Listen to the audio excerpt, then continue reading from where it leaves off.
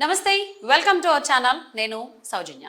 Andhra Pradesh DGP అలాగే chief secretary పైన వేటు పడేటువంటి అవకాశం ఉంది అన్నట్టుగా వార్తలు వస్తున్నాయి. సో వారితో పాటుగా మరొక 6 ఐపీఎస్ల పైన అలాగే ఐఏఎస్ల పైన కూడా వేటు పడేటువంటి అవకాశం ఉంది. ఈసీ ఆ వైపుగా అడుగులు వేస్తోంది అనే అంశానికి సంబంధించి మనతో మాట్లాడడానికి, వారి విశ్లేషణని మనతో పంచుకోవడానికి ఈరోజు మనతో పాటు ఉన్నారు బీజేపీ అధికార ప్రతినిధి రమేష్ నాయుడు గారు ఉన్నారు. వారితో మాట్లాడదాం. నమస్తే రమేష్ నాయుడు గారు. ఏపీ సీఎస్ పైన డీజీపీ పైన వేటు పడేటువంటి ఛాన్స్ ఉంది. అటువైపుగా ఎన్నికల కమిషన్ అడుగులు వేస్తోంది అనే దానికి సంబంధించి మీరు ఏ విధంగా అభిప్రాయపడుతున్నారు? వేటు పడేటువంటి అవకాశానికి అవకాశం ఇచ్చినటువంటి వ్యక్తులు ఎవరు, ఆ నేపథ్యం ఏంది అనేది మనం చర్చించాలి.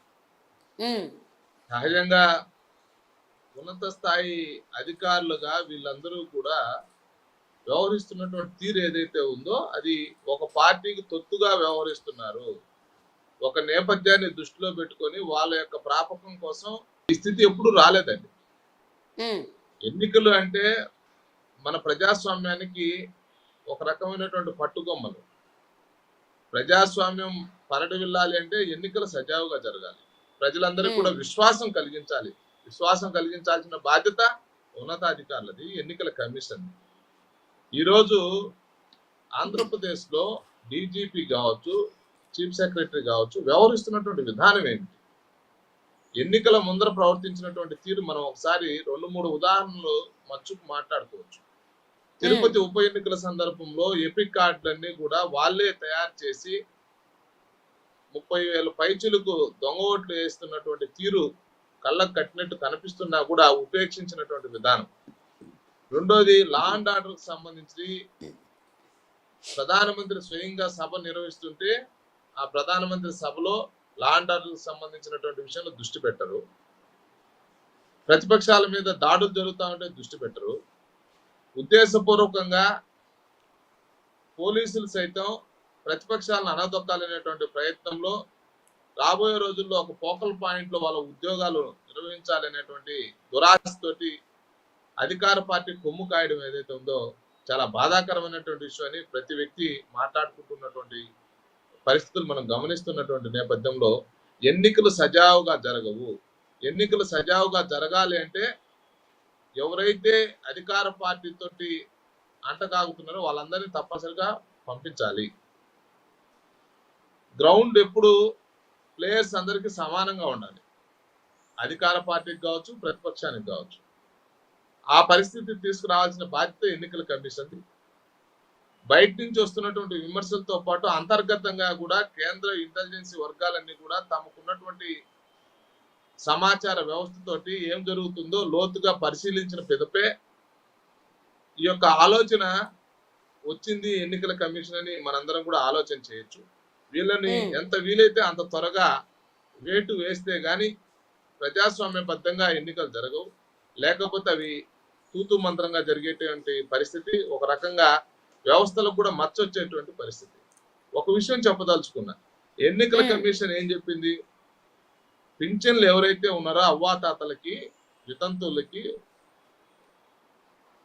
వాలంటీర్లు ఇచ్చేటువంటి పరిస్థితి ఉంటే వాళ్ళు ఒక పార్టీకి ఒక రకమైనటువంటి కార్యకర్తల కన్నా మిన్నగా పనిచేస్తున్నారు కాబట్టి వాళ్ళను పక్కకు తప్పించి అధికార యంత్రాంగం ఏదైతే ఉందో దాంతో మీరు పింఛన్లు పంచండి అని చెప్పి ఆజ్ఞాపిస్తే ఇదే అదునుగా తీసుకున్నటువంటి చీఫ్ సెక్రటరీ గారు ప్రతిపక్షాలు ఆపేశాయని, గ్రామ వాలంటీర్లు లేకపోతే ఇంటికి వచ్చి ఇచ్చేవాళ్ళు లేడని, అధికార పార్టీకి ఏ విధంగా ప్రయోజనం చేకూర్చాలి, ప్రతిపక్షాల మీద ఏ విధంగా ప్రజల్లో వ్యతిరేకత వచ్చే విధంగా వ్యూహం రచించినటువంటి వ్యక్తి చీఫ్ సెక్రటరీ జవహర్ రెడ్డి గారు.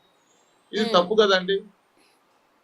ప్రతి గ్రామ పంచాయతీలో గ్రామ సచివాలయ వ్యవస్థ ఉంటుంది, టీచర్లు ఉన్నారు, కావాల్సినటువంటి ప్రభుత్వ ఉద్యోగులు ఉన్నారు. 24 hours లో అందరికి కూడా ఇంటి వద్దకు పింఛన్ చేర్చేటువంటి సిస్టమ్ మన దగ్గర ఉంది.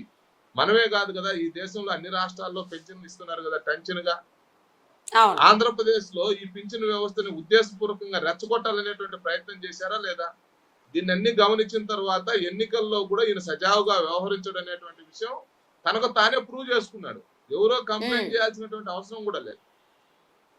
చివరికి ముఖ్యమంత్రి జగన్మోహన్ రెడ్డి గారు విజయవాడ పర్యటన వచ్చినటువంటి నేపథ్యంలో వేలాది మంది పోలీసుల్ని మోహరించినప్పటికీ కూడా ఆ గులకరాయి సంఘటన ఎందుకు జరిగింది? నిజంగా గులకరాయి సంఘటన జరిగిందా? జరిగితే దానికి బాధ్యులు ఎవరు? ఆ గులకరాయి దొరికిందా? ఆ గులకరాయి ఒకసారి గులకరాయి అని చెప్తారు, ఒకసారి ఏమో రబ్బర్ బుల్లెట్ అని చెప్తారు, ఇంకొకసారి వడేలతో కొట్టారని చెప్తారు. సో ప్రజలను కూడా కన్ఫ్యూజ్ చేసి జగన్మోహన్ రెడ్డి గారు ఓడిపోతున్నటువంటి నేపథ్యంలో ప్రజల నుంచి ఏదో ఒక రకమైనటువంటి సానుభూతి పెంచేటువంటి ప్రయత్నం, ఒక కుట్ర పోలీసుల యొక్క సహకారంతో జరగబోతుంది. ఇది ఈ సంఘటన మీద ప్రజలందరూ కూడా తేరుకొని గతంలో ఉన్నటువంటి వీళ్ళ చరిత్ర ఆధారంగా ఎన్నికల్లో నెగ్గడం కోసం వీళ్ళు దిగజారిపోయారు కాబట్టి ప్రజలందరూ కూడా దాన్ని సీరియస్ గా తీసుకోలేదు అనేటువంటి విషయం తేటతెల్లం అయిన తర్వాత తిరిగి ప్రతిపక్షాల మీద ఆపాదించేటువంటి ప్రయత్నం చేస్తున్నారు. అనామకులు ఎవరైతే ఉన్నారో బలహీన వర్గాలకు సంబంధించిన ఒడ్డెర సోదరులను ఇరికించేటువంటి ప్రయత్నం చేస్తున్నారు. సంఘటనతో సంబంధం లేనటువంటి వ్యక్తులను బలి చేయాలనుకుంటున్నారు, కోడికత్తి శ్రీను లాగా. కాబట్టి ఓవరాల్ ఎపిసోడ్ లో ఎన్నికలు సజావుగా జరగాలంటే చీఫ్ సెక్రటరీ గాని డీజీపీ గాని ఆ యొక్క స్థానంలో ఎట్టి పరిస్థితుల్లో ఒక క్షణం కూడా ఉండకూడదని చెప్పి సాధారణ ఓటర్ కోరుకుంటున్నారు. అంటే రమేష్ గారు చాలా రోజుల నుంచి కనుక మనం చూసుకున్నట్లయితే ఎలక్షన్ కమిషన్ కి వీరిద్దరిపైనే కాకుండా అంటే ఏపీ డీజీపీ కావచ్చు, సిఎస్ కావచ్చు, వీళ్ళిద్దరిపైన కాకుండా ఇంకొంతమంది ఐఏఎస్లు ఐపీఎస్ల పైన కూడా కొంతమంది కూటమి నేతలు కంప్లైంట్స్ ఇచ్చారని కూడా తెలుస్తుంది. బట్ వాళ్ళ మీద అయితే కొంతమంది అయితే వేటు పడింది కానీ బదిలీ చేశారు. కానీ సిఎస్కి జవహర్ రెడ్డి అలాగే వీళ్ళిద్దరి పైన మాత్రం, అలాగే డీజీపీ పైన మాత్రం ఎటువంటి చర్యలు తీసుకున్నారో అనే దానికి సంబంధించి ఎక్కడా లేదు. మొదటిసారి అంటే బదిలీ చేసేటువంటి అవకాశం ఉంది అనేటువంటి వార్త వస్తుంది. ఇది కేవలం ఇలా వార్తల వరకే ఉండేటువంటి అవకాశం ఉందా, అమల్లో కూడా వచ్చేటువంటి అవకాశం ఉందా అనుకోవచ్చు? చూద్దాం, 48 గంటలు వేచి చూద్దాం ఏ విధమైనటువంటి నిర్ణయం వస్తుందో. నాకు మాత్రం పూర్తి విశ్వాసం ఉంది, ఎన్నికల కమిషన్ చాలా యాక్టివ్ గా పనిచేస్తుంది.